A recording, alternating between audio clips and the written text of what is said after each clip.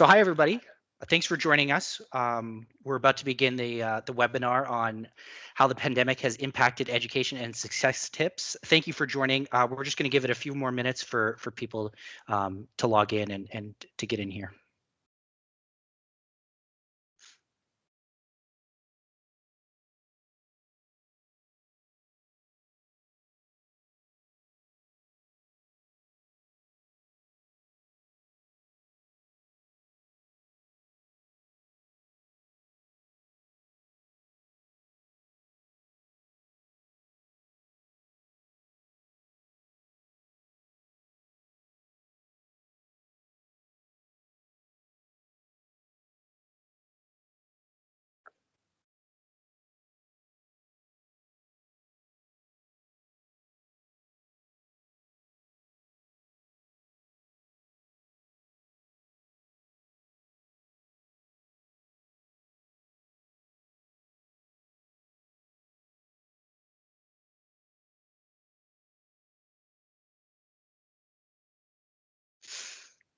Okay, we can begin now. I think people have had time to join. Hopefully, everybody was able to log in successfully.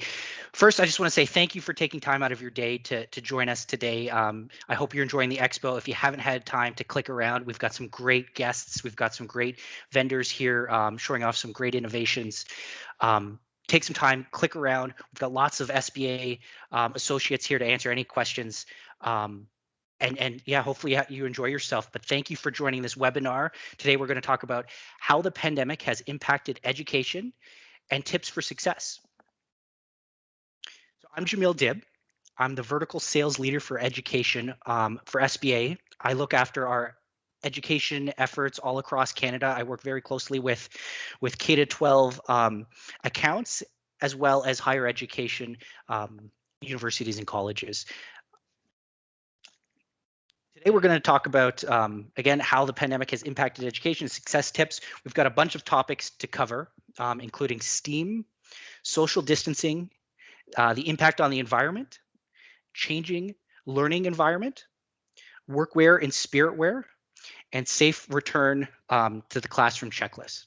I also want to mention we do have a prize giveaway, so make sure that you stick around. We're going to be drawing a name at random from the attendance to this webinar.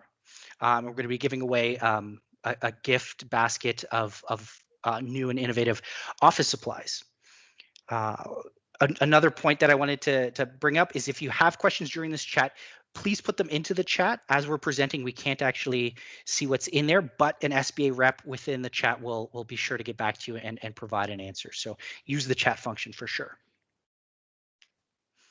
So who's SBA? You know what, most likely if you're here, you were invited by somebody from SBA, so you might have an idea, but just as a point of reference, SBA is the leading business supplier in Canada. We provide small, medium, large, and I like to say extra large organizations with all of their needs. I also like to say that we're education experts. We work very, very closely with K to 12 and with higher education organizations. We service thousands of schools and campuses across the country. And we operate everywhere. We operate from coast to coast to coast. We've got warehouses and sales offices in every part of the country, and you know we've got great relationships with all of your local communities. So I thought we would start off with something interesting. There's a lot that has changed.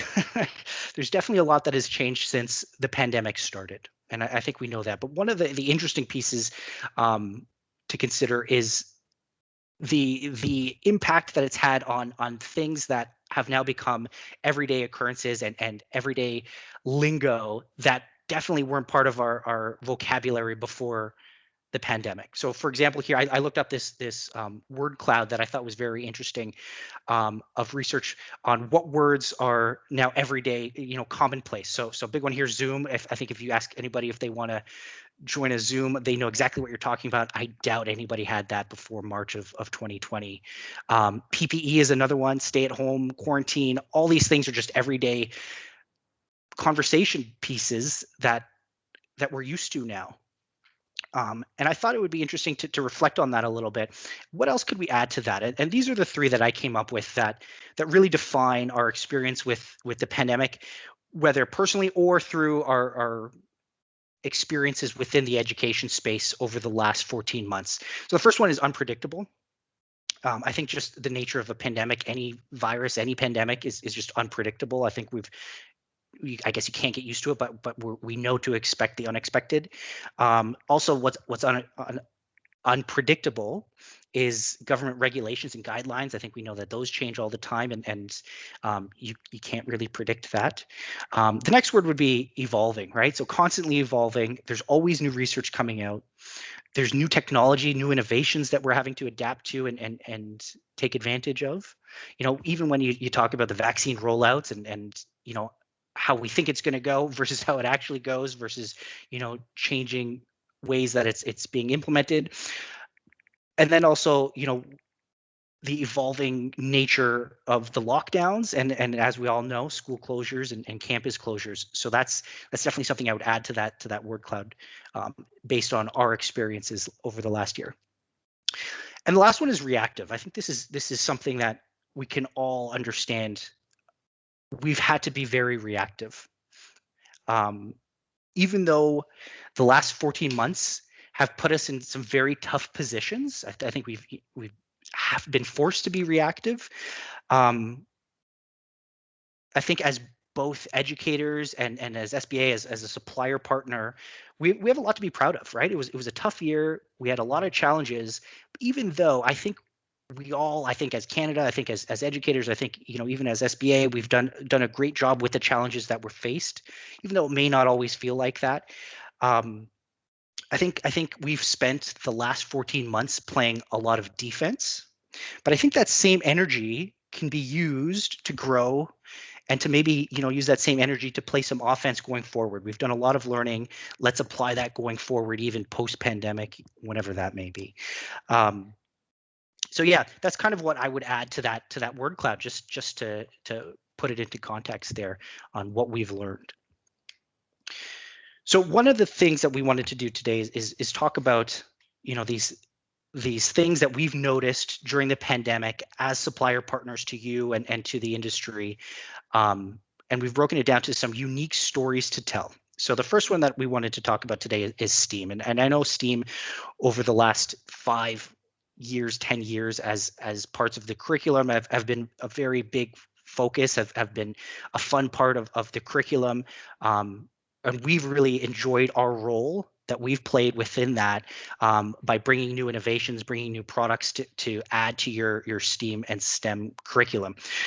But I think we want to talk about the story that we saw last year during the pandemic. So STEM faced a particularly challenging year in 2020. We saw the focus definitely pull away from STEM just because of the urgency of the other factors within education, and with the challenges of delivering STEM curriculum virtually, remotely, outside of the face-to-face classroom. Another impact that we definitely saw last year was that post-secondary applications were down in 2020. So on the right here, I pulled up this interesting chart from OUAC that was just released last month. So 2020, the applications to university were down for the first time in decades. The great news is that it rebounded this year, right? So we've got more applications to universities and colleges this year, which is great to see. But one of the interesting factors is that a lot of research is coming out that there's huge new interest in Canada for people going into STEM careers. And I think that kind of makes sense, right? During the pandemic, we saw doctors, nurses, researchers really come to the forefront and into the spotlight. They've become, literal superheroes in everyday society just because of the role that they're playing during the pandemic. And we're seeing that reflected in the careers that younger students want to pursue. So we're seeing this huge interest in STEM careers. So I really do think that there's going to be a huge surge in STEM, the importance that STEM curriculum is going to play going forward. I also think that the investments that the education sector in Canada has made to technology. So, all the fact that everybody's got to learn virtually, and schools and campuses have had to invest in the technology to host that.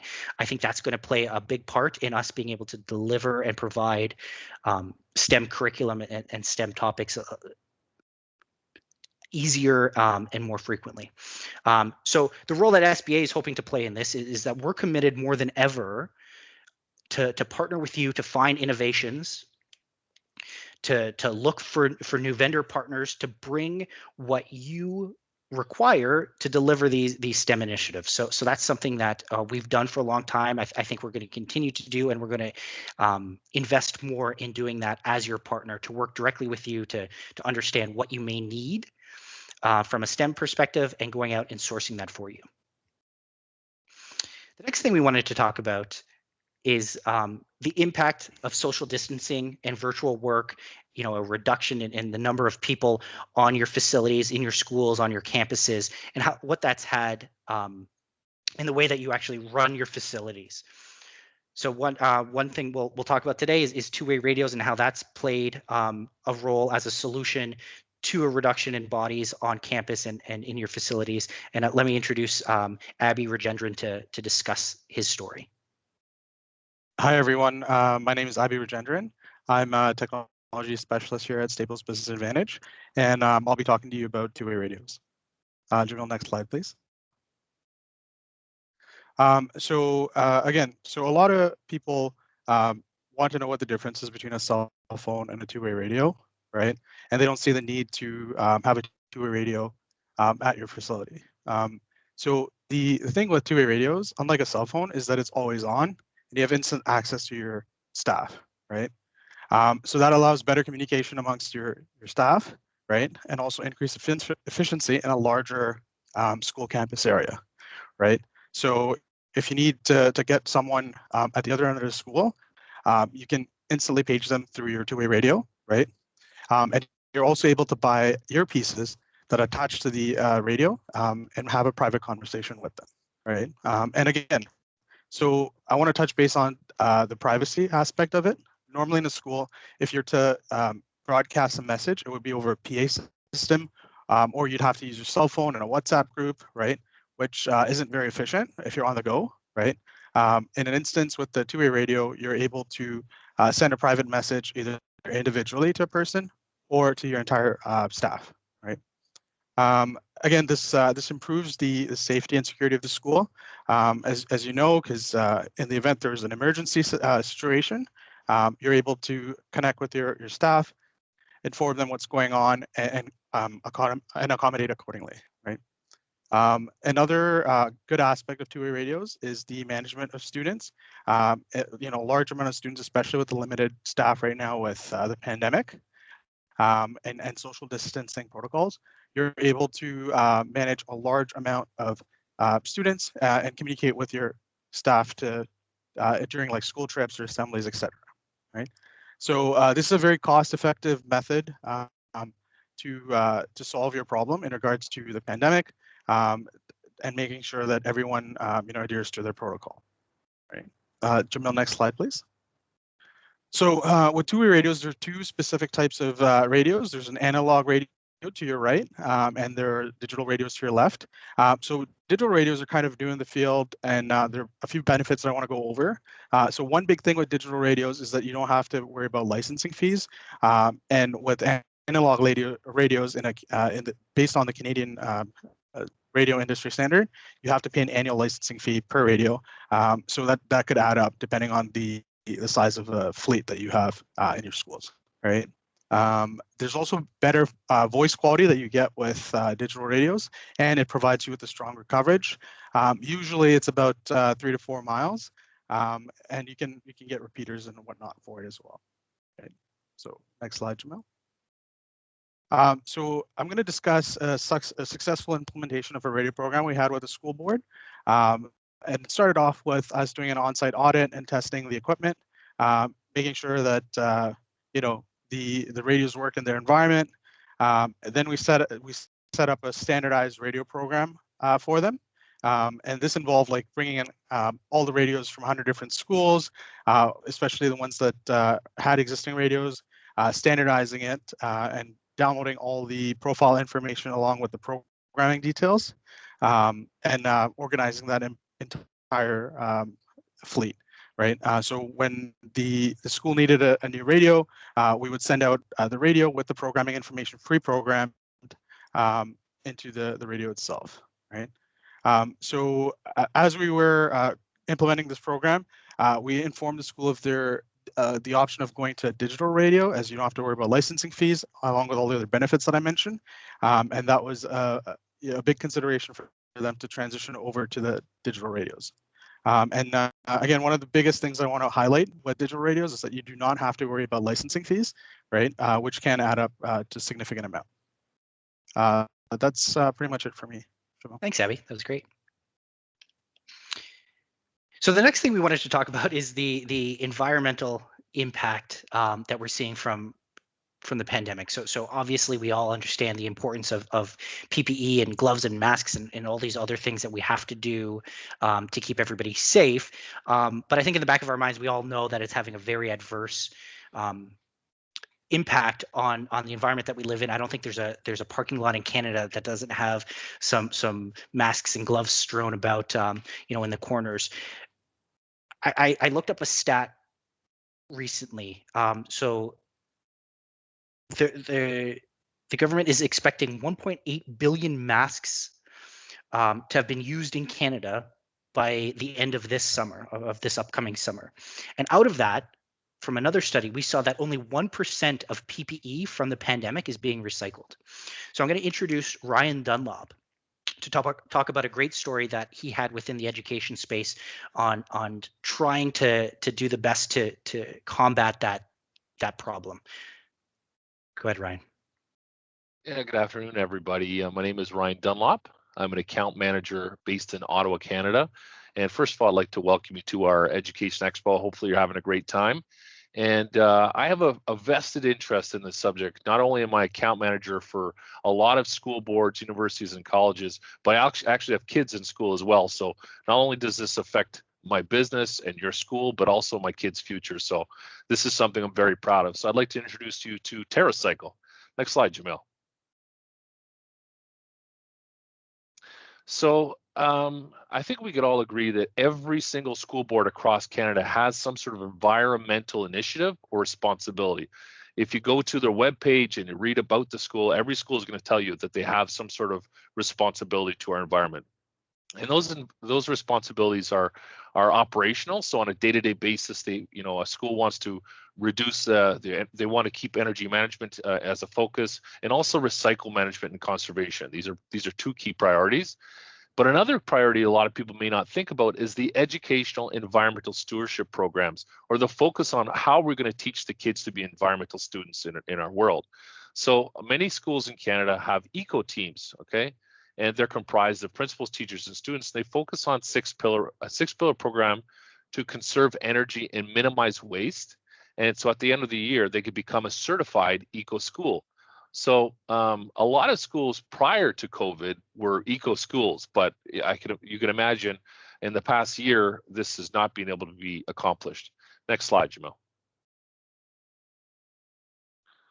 So challenges that the schools are facing, I mean, we all know, and Jamil touched it, is the huge influx of waste, right? I mean, we have a problem, we need to solve it, it's an emergency, we're gonna do whatever we can to solve it.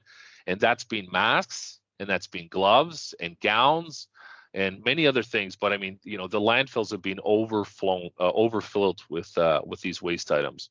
So a client came to us and said they have a concern regarding both their social and environmental responsibility.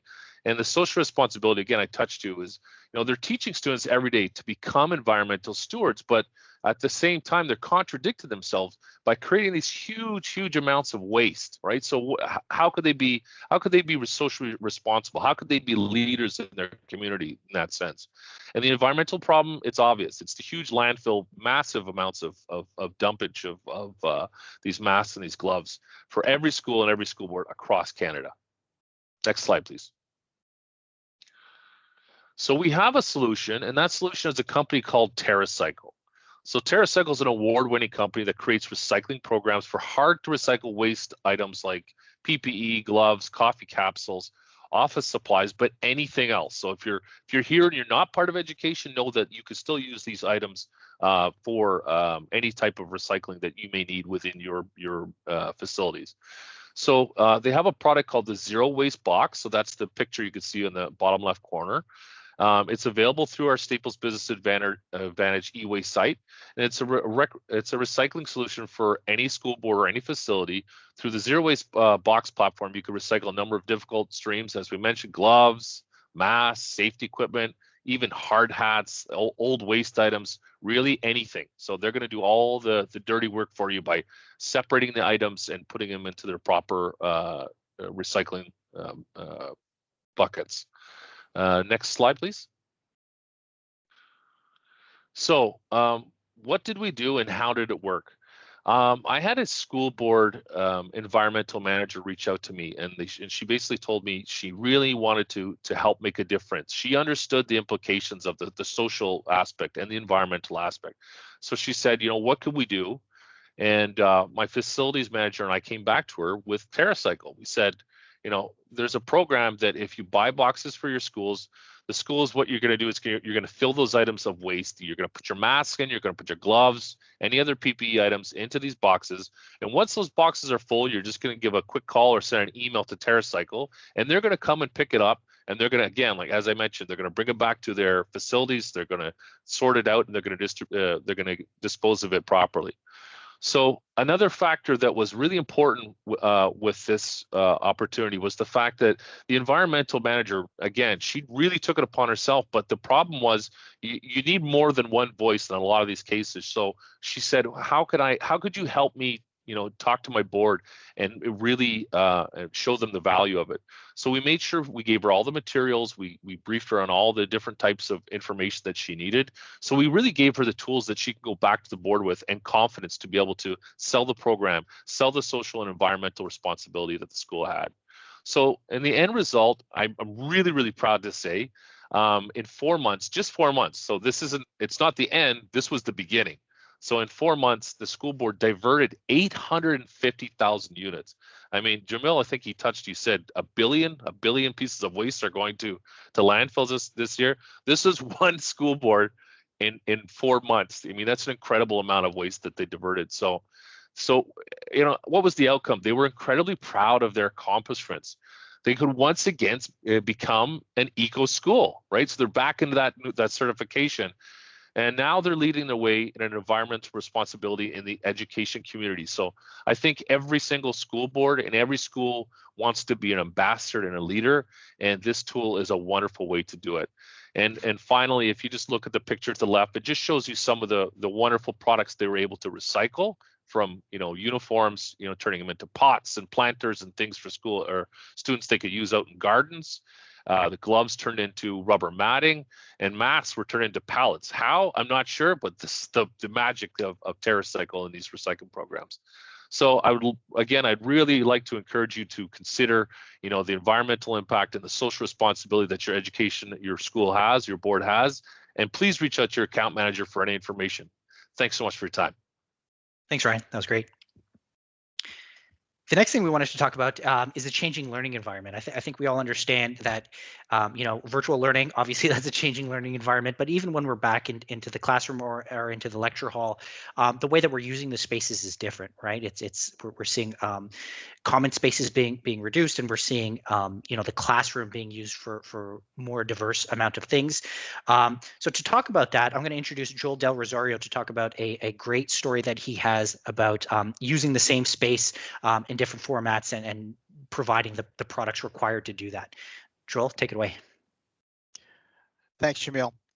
So my name is Joel Del Rosario. I'm the account manager for Northern Ontario. And in my book of business, I have several school boards. And we've been talking about, obviously, the upgrading of classrooms to the 21st century model over the past couple of years. So we're going to continue to do that. However, the difference is doing it in this COVID environment. So let's have a look at the next slide, Jamil. So in this particular situation, the school board approached us and they were looking for a flexible classroom furniture solution, and it had to cover classrooms in elementary, middle school, and high school.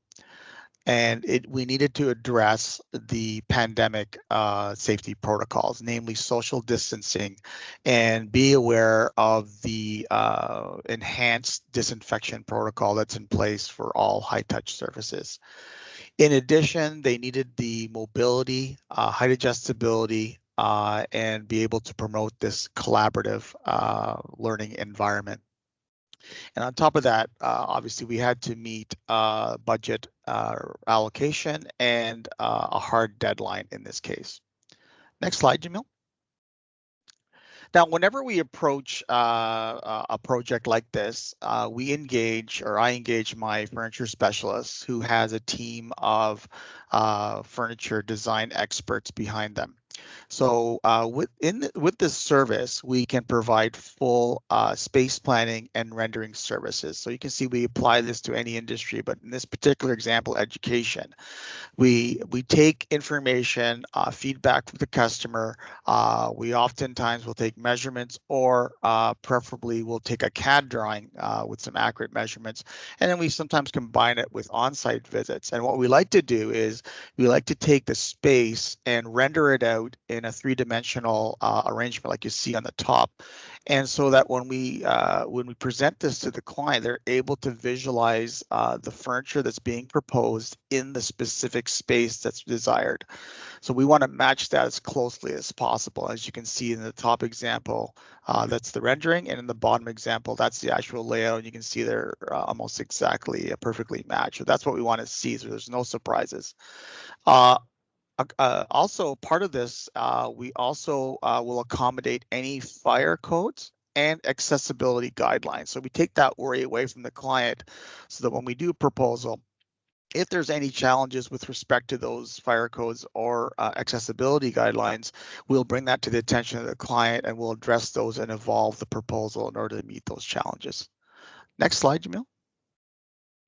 So the solution in this case started out being a furniture consult. And we very quickly found that we did not have the complete solution under the furniture umbrella. So we actually engaged my IT specialist, because the height adjustable student desk with the casters and the mobility they needed actually were found in our IT category. And that's the beauty of working with Staples Business Advantage. Is we might think the solution is found under one umbrella, one category, but because of our flexibility and our depth in other categories, we're able to seek out solutions like this. So this became a hybrid of solution between the furniture and IT category.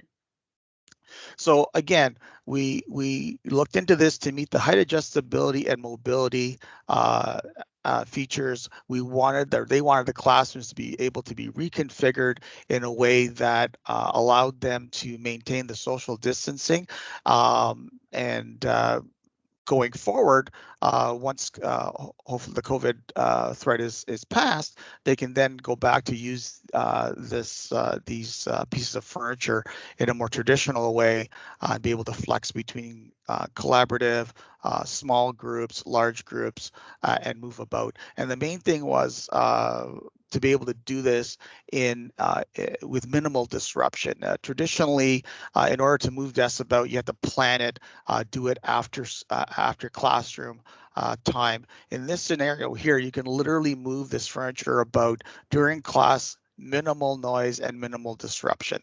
The other thing I want to talk about with respect to addressing the COVID protocol is the type of services that we typically use. Cloth and fabrics right now is not recommended because of the high level disinfection. So what we're seeing more of, what we see in this example, are the use of laminate, the use of polypropylene in the seating, and vinyls as well in the seating, because these surfaces are, again, number one, they tolerate the chemical used for disinfection a lot better, and they keep the solution on the surface, so it maximizes dwell time and increases the effectiveness and the kill time of the product that's being used. So those are really key criteria when on choosing furniture in this COVID environment. In this particular case, we had a great deal of customization. The surface of the multi-shaped tables needed to be whiteboard surfaces, so the students could express their ideas on the surfaces and collaborate. We had also sold this particular school board a full solution of desktop germ barriers, so we were able to accommodate the use of those barriers on the new furniture as well. And again, all those surfaces are easily disinfected. We worked with 3 vendors to come up with the solution for a couple of reasons. One is they had the type of product that was required, and also they were able to source the inventory and coordinate and guide the product to the customer within their time frame. And finally, we were able to accommodate custom billing. We invoiced this in a way that we put particular product on certain billing so that the school board could complete their accounting process as desired. So this is a bumper to bumper the solution that we provided in this case. Thanks so much. Thanks, Joel. That was great. Next, let's talk about the challenges building culture and community on campus in school during virtual learning or reduced capacity. I know it's been a challenge for a lot of us where you've got these great communities built, these great interactions face to face, and then the pandemic hits and everybody's virtual. So now there's the loss of experience, building that sense of community. And I know a lot of universities and colleges, as well as K-12, are looking at different ways to promote a sense of community and culture that we're able to partner with them. So let me introduce Tim, who's going to take us through spirit wear and workwear. Good afternoon, everybody. I'm Tim Owen, as Jamil just said, and I'm a facility specialist with SBA. Been in the field for over 25 years. And in all those years, I never thought I would ever be part of a partnership with a school board with work clothing. Happy that it happened, and happy that we solved everything before COVID started and during COVID. So this all started in January of 2020, a couple of months before COVID started. Jamil, can you put up the first slide, please? So during this period, we do a business review with the school boards, and I'm in on that review listening, and we always ask the question, what can we partner with you on? What can we help with? And total transparency, the school board came back to us, 4 of them, and said, guys, we're having a real issue with our work clothing for our maintenance staff and our custodial staff. They're experiencing issues of an accountability process, a tracking process for the items, 12-week delivery times, which I personally wouldn't wait 12 weeks for a pair of pants to show up. So after listening to all their concerns, we came back to them a month later and met with their whole committee. And their committee at that point in time included their health and safety team, but it also included some of their union members, which I thought was a huge bonus for them to be that transparent as a school board. We were able to walk in with all our samples to show them the quality of the product would surpass what they were getting in retail, and that there would be no sub-products, meaning here's our text clothing line. It'll be here this year, next year, the year after. Consistency and the quality of the product. We were also able to demo them our eway.ca platform, which most school boards are very familiar with, and be able to show them that we could load their budget per employee and that to be accountable within our system to show the approval process to all the managers within the association from there. Total approval to walk away from a retail outlet and come on to an online platform with us, eway.ca, meeting every one of their criteria. Then the next step happens. March 1st hits. March was a tough month for all of us, but we got invited in to their annual meeting with all their staff, 250 of them, to show the products and do an online training right in front of them. And I'm glad we got it in about a week before COVID, 100%. Excellent. I think, sincerely, kind of tugged at my heart. I think it was the first time we got an ovation. We had 200 people standing up saying, "You're going to get us our pants in 2 weeks, not 12 weeks."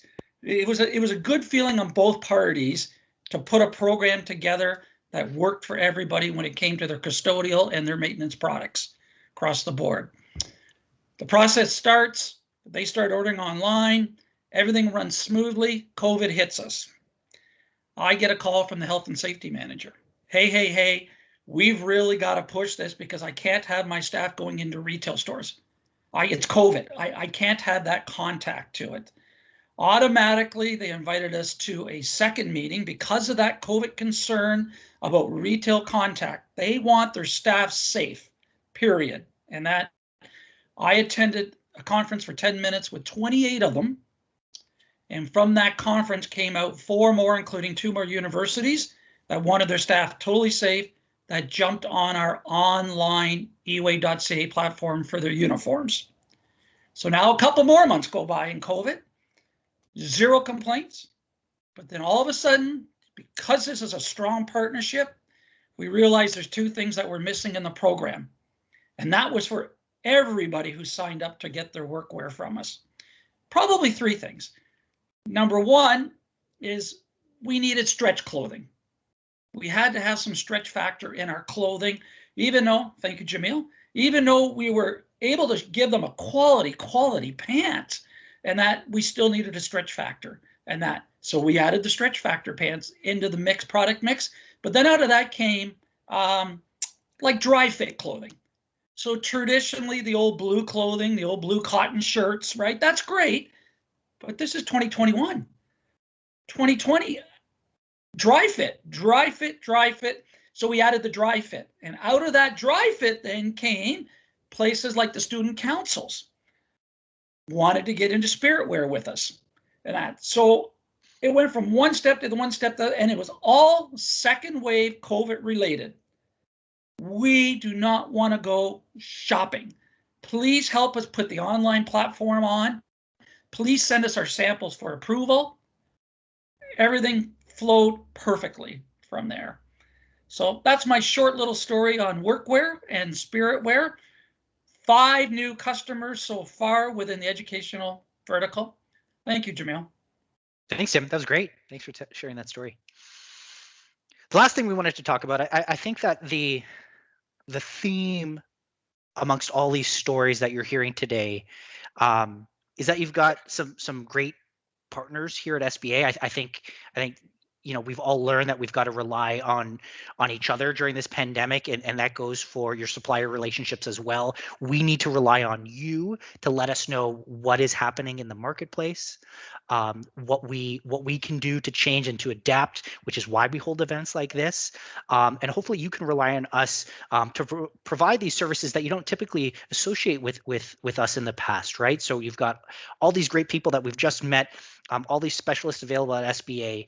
And we really want to make it easy for you. We really want to make any challenges that come up to partner you with on that. So the last thing we wanted to do to summarize all of this really is to introduce John Zupan, who's going to talk about a checklist that we can use in our conversations with you to make sure that we can have a safe return to the campus or to the classroom, whenever that may be. So John, take it away. Well, good afternoon, everyone. John Zupan. I'm the National Facilities Trainer at SBA. So what we're going to discuss is sort of 7 key things that we learned over the last year. this is what we're referring to as our safe return checklist. So hand hygiene has always been important and is still remaining number one. Personal protection equipment, sanitizing and disinfecting, social distancing, air quality process improvement, and of course, communications. Next slide, please. Hand hygiene, we all know has always been an important factor, but never so much as we'll say in the last year. Unfortunately, in the last year, our trusted suppliers ran into a problem due to demand and could not actually provide the normal products that they did on a regular basis. It wasn't so much that they couldn't make the hand soaps and the sanitizers, but they ran into a problem with packaging. So what ended up happening is many of them had to pivot and create bulk options. So that, of course, required us being able to pivot and provide the kind of dispensing tools that were going to accommodate these types of products. So you have your bulk fill sanitizer dispensers and hand soaps, and even portable wash stations became of great importance last year. Next slide, please. Personal protective equipment, of course, was key last year. Again, there was strain on the industry. Nitrile gloves had almost doubled or tripled in cost. Availability was tight. It's getting much better, and we expect things to go back to the norm within the next 6 months if all goes well. Masks and face shields, of course, became primary. Started with cloth masks as being the mandated product, and is now slowly moving over to the more medical or surgical type mask, all of which we were able to pivot and bring in from overseas in order to meet customer demands, because locally we did not have the supply. There was gowns, coveralls, and even face shields that became tools to protect our employees and the people around us. Next slide, please. Sanitizing and disinfecting became of utmost importance. Again, it became a scenario of how do we get the best benefit and the highest level of sanitizing and disinfecting. What ended up happening is there was a bit of a pivoting in the marketplace again to everything being available in bulk and more product actually being set up as a ready to use. The reason for that is so that we can ensure the efficacy and everyone could use the product, even the administrative staff. So it wasn't only our custodial staff having to try and maintain and disinfect the large areas that we had to do. This actually increased the availability and ability to ensure a safer working environment for everyone. Next slide. So physical distancing, of course, still remains of high importance.